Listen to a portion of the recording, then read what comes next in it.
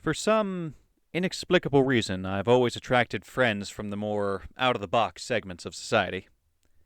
Perhaps it's working nights at a warehouse, or perhaps it's my inviting white-bread nature that counteracts their mixed bowl of additives to spice up their air as it crosses their nose or into their lungs. These are simply some of the stories of my experiences that have made me so enamored with the narcotics community and the media that it produces. My first exposure to this world was the lingering smell of cannabis from a middle school bathroom. As I was the kid that picked the table that had the least number of people on it, I inevitably met those responsible for that very smell in that very bathroom. That ended up becoming the people I ate lunch with every day. Now, what that says about the world that middle schoolers had access to an illicit substance despite not having access to a learner's permit aside, I watched and I learned from them. I began to study them because they themselves existed in a world that I could not comprehend. They existed in a world that I wanted to be a part of, but knew I never had the courage to take the plunge into.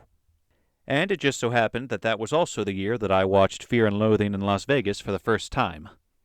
And I ultimately came in contact with one of my favorite artists in Hunter S. Thompson. Now, from these bouts of research, I discovered many fascinating things. I discovered the subtle art of making a smoking apparatus from a 16-ounce can of Monster.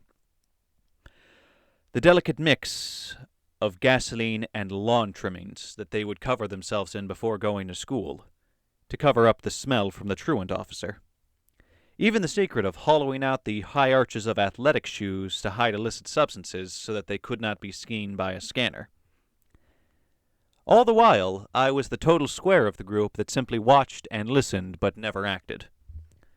Falling out of this group in high school when I went through my bizarre optimism phase that there was mayhaps hope for the world and mayhaps I could be a good part of it, when in reality I was going to remain locked in the prison of mediocrity that I had built for myself. However, I was reintroduced to the community in a very different sense during my freshman year of college.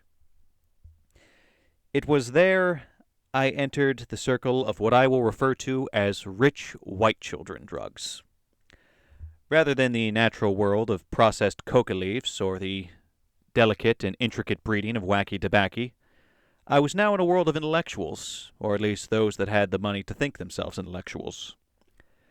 Those that would down 2 tablets of Adderall with a Jaeger bomb chaser to finish a 5-page paper on the importance of honesty and efficacy in a community, because apparently that's what we were paying to learn rather than actually anything useful to the world. But that's what they did.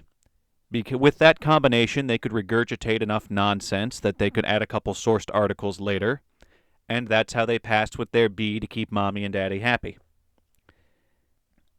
It was also this group that would often down Xanax to lubricate the lackadaisical life of those that never had to fill out a FAFSA and would likely never have to worry about the consequences of their college education.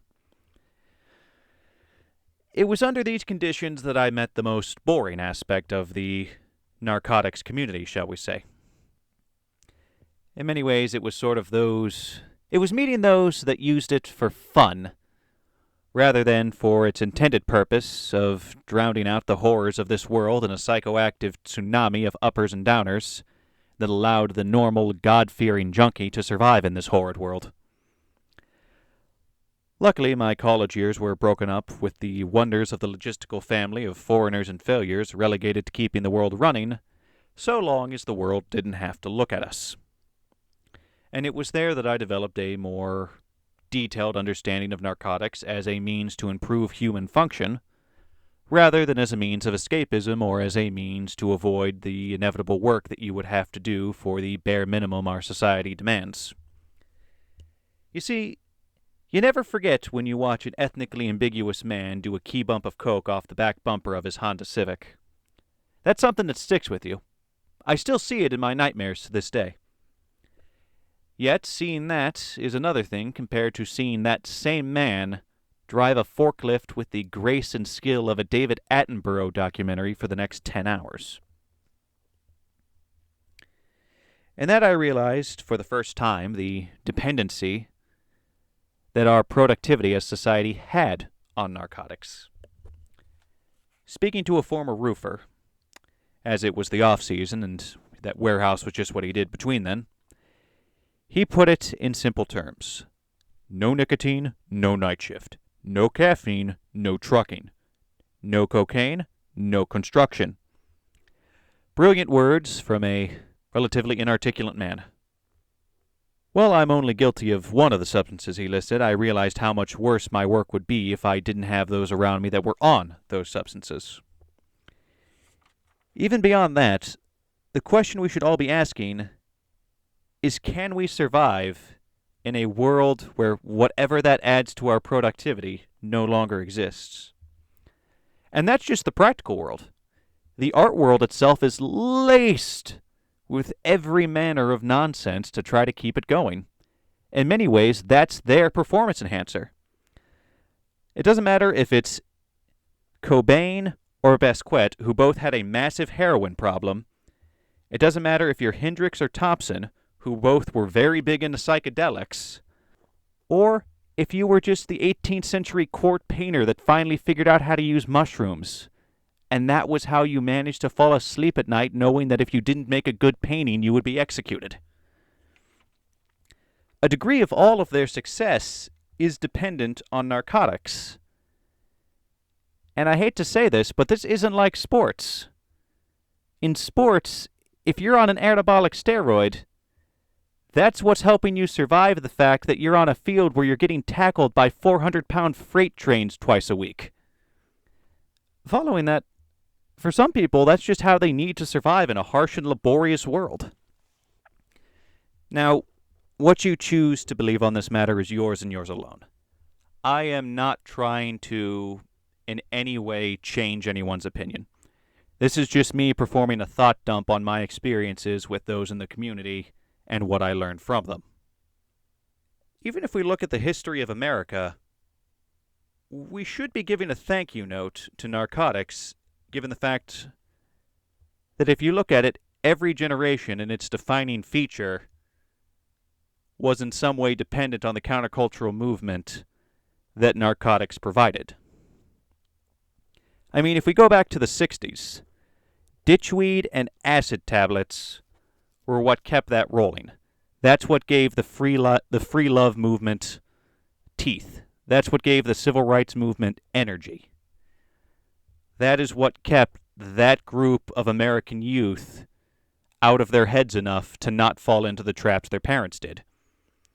Even if we move into the 70s, the swingers clubs of the 70s were fueled by ecstasy. You know, that one thing that makes disco music actually tolerable. Even if we're going to the financial age of the 80s, most of those stockbrokers you see with the suspenders and the shoulder pad suits, most of them were on testosterone shots. And those of them that weren't on testosterone shots were using coke very aggressively. Like, that's not a stereotype. That was actually relatively common practice for the time period. Like, even now, the horrors of prescription drugs, the bitter pill is the fact that to survive without them is to stagnate productivity. It's to stagnate culture itself, as those that push culture forward, be it for good or ill, often have a problem with that. Or at the very least, the masses that follow them do. To remove the drug problem that is being advertised in the United States, I'm afraid there's only three options. One, you either have to remove the demand for drugs by making it so that the productivity they create is no longer necessary, or the escapism that they create is no longer necessary. You either have to make drugs non-profitable so that they're actually used for their intended purpose rather than to make more magical green papers. And finally, those that make the policies of what drugs are punishable and what drugs are not need to step down from their ivory tower long enough to ask themselves a very simple question. Is their high society truly going to exist without the bulwark of the high society beneath them? Once again, I thank you all for your time. I'm Window to Nebula, and I wish you all well.